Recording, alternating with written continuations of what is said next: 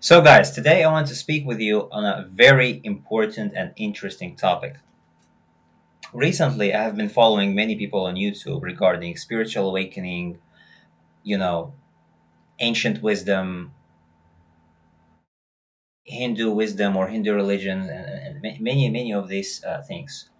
What they say or what they tell you is they tell you that movies and songs try to or want to trap you in this world. That's why they say many singers sold their soul because the further you like the further you're away from these things, the more evident you see the manipulation, or like how these imperceptible programs, like how these movies and songs imperceptibly brainwash people and have this insidious effect over time. So they say that if you are living a materialistic mercenary lifestyle, you would end up reincarnating in this world. So they want to trap you and use your energy back and forth. But if you don't live a materialistic lifestyle, you will move on to the next plane. And growing up as a Muslim, I want to tell you this. I discovered many things that don't contradict Islam with spiritual growth. Let me tell you this. So, before I go to what I discovered, I thought about, I studied and I was thinking, like, what is the ultimate end? Does it make sense? Because, maybe you are curious, guys, and you want to know, like, you want to, like, maybe your curiosity can lead you to many questions and see, like, and seek the ultimate truth, right? And so what I found out is basically that Islam is essentially the same thing. So when they say, like, don't listen to music, it's haram, it's because essentially not to trap you, or not to so to avoid this hedonistic lifestyle, the hedonistic, the fleshy indulgences, the luscious. It doesn't mean to reject completely, but it's like to feed your subconscious and to feed yourself with the good, like with natural fruits, with and this is something I learned along the way with my hermetic principles and as I read the Kabbalah and stuff. So these hermetic principles align completely perfectly with the teachings of religion. Religion gives you a high standard, like it's a high standard on a plate. That's why people don't like it. They think like, okay, why? You're so stern, you're so austere. What's the purpose? And so as so they essentially say the same thing. If you don't believe in the Almighty, or if you indulge in materialistic lifestyle and die like living this life, they don't say that you will reincarnate, but they say you will literally go to hell. And if you essentially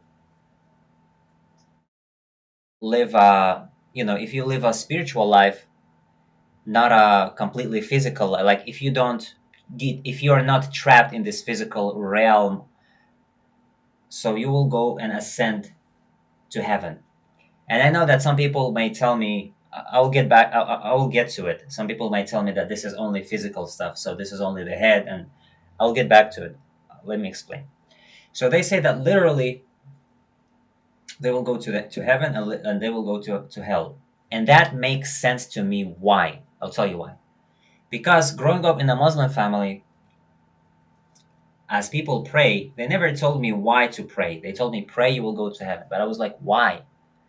And so as I prayed, and as I explored different, traditions and wisdoms and religions, I figured that when you pray, you actually aim intentionally to to to the next plane, to the next life, to the paradise. So you intentionally drop this world. And so yes, you can think about it literally. When you are in your head spiritually aligned with the divine, you're aiming to the next life. So it's a macro, micro, and macro. So when you are aiming every day, you pray to the on the next to the next life. It's as if this life or this world is telling you like you drop its importance, and it becomes like it gives you everything you want. You know, as long as you are so as to trap you or so as to like, seduce you. Stay here, don't go. Like you're going to get everything you want. And so many people agree that souls don't die, it only transforms. And so it made sense to me because when people pray, there's actually a lot of things that also got to know, like balancing the chakras, pronouncing yam, lam, ham, like when they recite the Quran, um, putting their third eye on the ground as recharging it, like you just, like guys, ground, like, bare feet. Many things that they did not tell me. Why?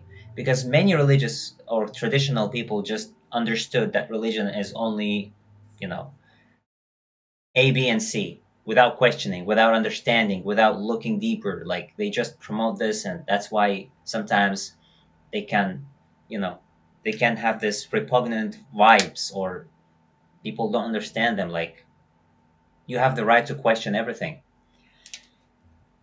So other people might come and tell you that it's a state, 33 spinal bones. Jesus had 33 years old, and so what they mean is that your head, you can spiritually, like, they focus on the body. They say your body is a temple, and it's not actually okay. I don't disagree. Maybe that's divine, a guide to using your body, right? To discover your power, to discover your power of visualization, to discover your creative power.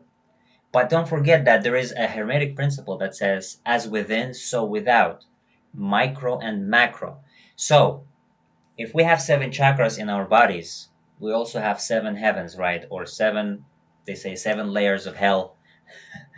It's a magical number. So you can't claim to be God because you are not the one who manages the earth. Some people might say, "Oh no, we actually made the deal to come here to this life," and so I don't disagree. Everything happens, like I mean, maybe everything happens according with your will, and God respects your will. But still, even if you are a drop from the ocean, right? A drop from the ocean, you are still not controlling the sun and the moon. It's apparently not in your power.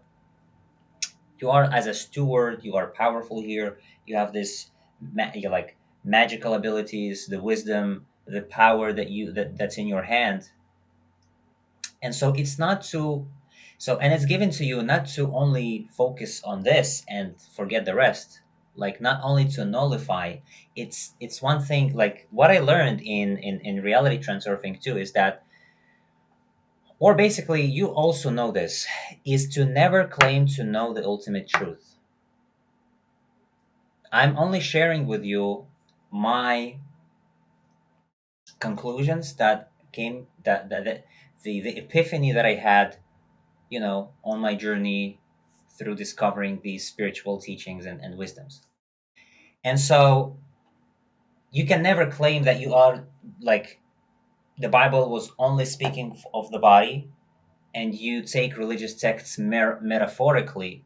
You can never do that. I mean, for example, they say if you're not attached to material world, you will ascend to the next world. You will not be trapped here. Okay, that's guaranteed. But in Islam, they say if you don't believe in the Almighty and if you don't aim intentionally to get to heaven, you are not going to get there. And so, to me, as a person who wants to, you know, as a person, like I think you would want to secure yourself. And so I think, okay, so I'm automatically okay here. Like I don't need to aim in, like, yeah, it's enough for me to, be spiritually, to meditate, to not be attached to this world, and I'm good. Here I need to believe in God and intentionally strive to the next life. Good. Like you don't have to neglect one thing